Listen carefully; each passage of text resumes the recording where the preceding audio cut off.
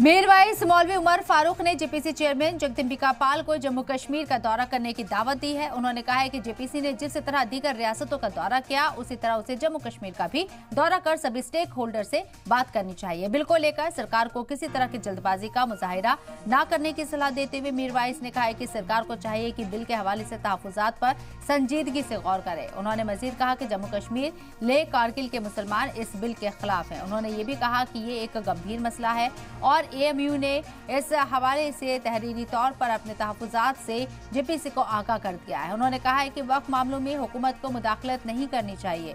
मीरवाइज ने भी कहा कि बिल की मंजूरी में जल्दबाजी करना सही नहीं।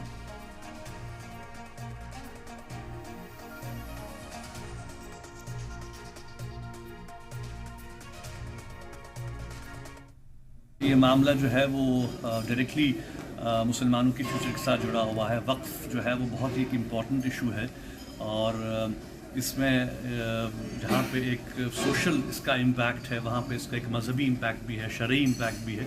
तो हम चाहेंगे कि इन तमाम इशूज़ पे हम खुल के बात करें और हम तवक्को रखते हैं कि ऐसा कोई फ़ैसला जल्दबाजी में नहीं किया जाएगा जिससे कि मुसलमानों में ये एहसास पैदा होगा कि उनको मज़ीद डिसएम्पावर किया जा रहा है। हम चाहते हैं कि मुसलमानों को एम्पावर किया जाए।